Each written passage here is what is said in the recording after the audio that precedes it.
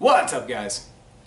So, one of the things I've observed in my life is people quitting strength training, okay? And why this happens, I guess. And what I see is a lot of the time it's the intermediate lifters that are the ones that tail off, okay? A lot of times the beginners, and when I say beginners, I mean people that are actually, just jump in to get into the lifestyle and truly like it, okay? And are going to stick with it at least through the beginner stage. So anyway, with beginners, the thing is the gains are consistent, okay? Let's just using bench press as an example, because it's the most standard exercise ever and everyone seems to do it and like to do it. Yeah, so, if you take the bench press, the gains are always there, right? If you're a beginner lifter, you're going to make gains all the time. Just, your weight's going to constantly go up and up and up, as well as how you look. I mean, you can visibly, if you're a beginner, you can see, if you started lifting 6 months ago, there's a big difference between how you look right now.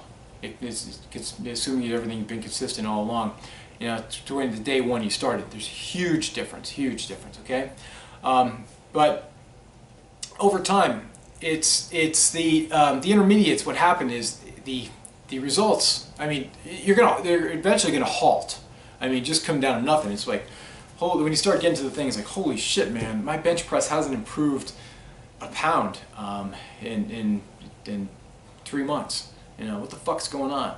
And people are going to start questioning their programs, but basically, hey, you got to adapt. You have to start doing things that are more smart, for you and everything. And then you're going to have to make adjustments. And then, assuming you remain natural, which you should, it's those gains you're going to make, they're going to be very slow over time. And that's kind of the thing that a lot of people. This is the point, I think, of the kind of the danger zone as well with people training, that this is when people are tempted to go the steroid route, because they're so used to having gains all the time.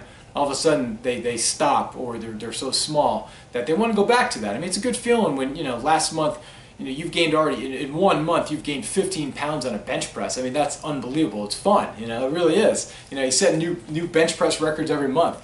And then when it doesn't happen, yeah, it's not as fun. It can be frustrating and everything. But these are the times that make you mentally stronger as well. So, so how you handle that when you become intermediate? Unfortunately, a lot of people, they tend to fall off here at this point.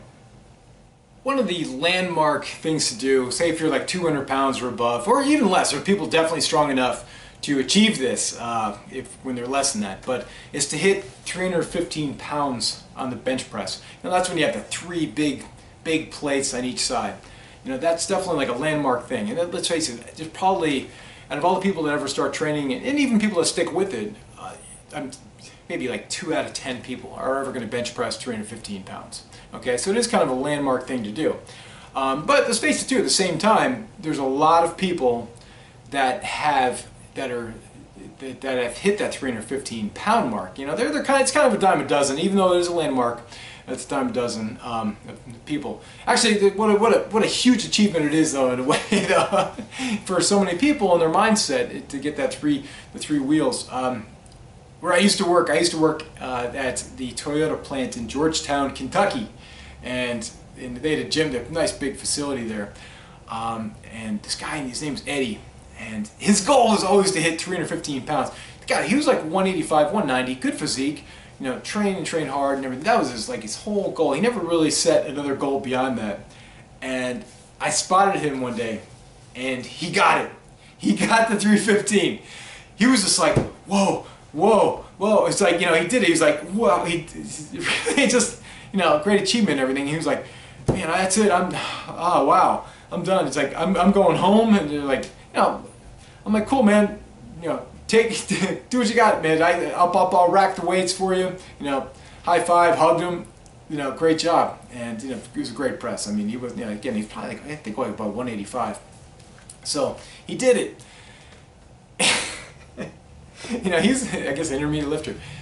I never saw Eddie back in that gym ever again. He never came back. He hit his goal, and he never came back. He did it, you know. I actually ran into him like months later, and he lost all his size and everything. It was kind of sad that, you know, but that was what he wanted to do. But anyhow, guys, this is kind of a funny story. But the one thing is, there's a big difference between what I see those that hit that 315-pound mark and those who go on and bench 350 pounds. All right, that, even though it's 35 pounds away, if you're 200 pound-ish around that thing, that 35 pounds, that is a lot of time, could be years in the making. Okay, so a lot of times for, say, most 200-pound people, it's when you hit intermediate, you're talking, you know, to make 5-10 pound gains on the bench press, you know, you're talking a year time a lot of times. Okay, you know, that's how long it takes. And so, you know, 350-pound lifters, just like maybe 2 out of 10 people that start lifting bench 315, probably about 2 out of 10 people that bench 315 go on to bench 350, and that's the truth of it. And that's what I've seen, 350.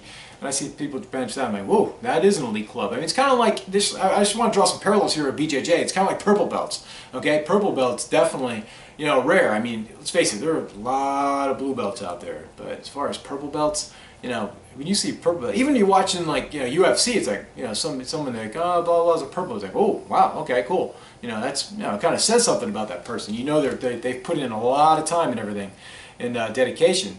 By the way, I'm not a purple belt or anything like that. I am a 2-stripe blue belt, just to be clear on that. I am still earning that right, you know, and I'm heading that direction, you know, to hopefully one day, you know, call myself a purple belt. So, just to be clear on that. But I see a lot of similarities between the benchers, the weightlifters, and also BJJ in this respect. Those who stick with it and to go on to achieve that next level, even though it may not even seem that incredibly far as like, you know, advancement in weight or technique, even though it's probably a lot different in technique. But I guess my point is too, there's a big slog. It's a long slog between 315 and 350 as far as benching, and getting there, you know, that can be difficult. You know, it's kind of like, you know, getting there, that 315, 350, like I said, it's a lot of times like the blue belt. That whole long process it takes, you know, because let's face it too, guys, you know, I look at myself, and I can't speak for everyone, as I speak to myself, but the advancement I made from day one as a white belt is to becoming a blue belt was so immense. Okay, you know, day one as a white belt, I walk in, you know, first day of class, and I'm just like, I'm scared and everything. I remember I was putting guard. I was like, you know, I was that guy, you know, pushing, just going crazy, had no body control. I was totally that guy, and the amount of change I made was so drastic. Is my white belt days. Now, even though I'm going to change so much, I've changed so much from day one as a blue belt to now, but it's just probably impossible to that gap I had as a white belt from one to, you know, last day as a white belt. It's probably near impossible to anything was that further apart. Especially me, I was such a disaster on day one, you know. So maybe I am strictly speaking for me. But anyways, guys, the thing is, it's just a lot of time. It's easy to stick with stuff when the gains are there, and you see them all the time, and you're making them all the time. It's so easy to stick with it. That's the easy time, man. You know. Again, I'm not. Even though I'm sure there's parallels to BJJ, I'm talking from a weight and a strength training perspective here, because this is something I know about, and, you know, I've been doing for decades, and so I can, you know, speak to for sure. And I'm sure others can, you know, maybe, you know, speak to the BJJ, those that have been there and done that for decades, you know, which I hope to be at some point. You know, that's my goal.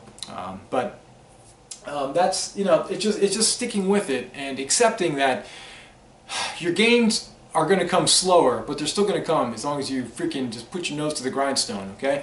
And just keep on going and going and going, and just always just trying to keep an open mind and trying to become better, and just you know, just paying attention and everything, and always trying to find the best way to get there. And but the most important thing is consistency, or even, you know, now this is the time to really get mentally tough and increase consistency. You know, it's easy to fucking, I guess, you know, that for me to go as a beginner when I was a kid, you know, to hit the weights like maybe what, 3 days a week or something like that, you know, or now, you know, or when I was in bodybuilding, but all of a sudden, you know, to get to that next level, I had to do, you know, 5-6 days, and that's, you know, I don't hit the strength training that much anymore. I just don't have the energy for it with BJJ combined, but you know what I mean. So guys, you know, that's the way it is, and plus, hey, this is, you know, I've always been natural. I always will be, obviously, and I'm proud to say that. And so I don't, you know, I've accepted it, and it's just made me mentally tougher by being so. So anyhow, guys, thanks for watching, and if you have yet to subscribe to my channel, I'd appreciate it if you did. And we'll talk to you soon. Os.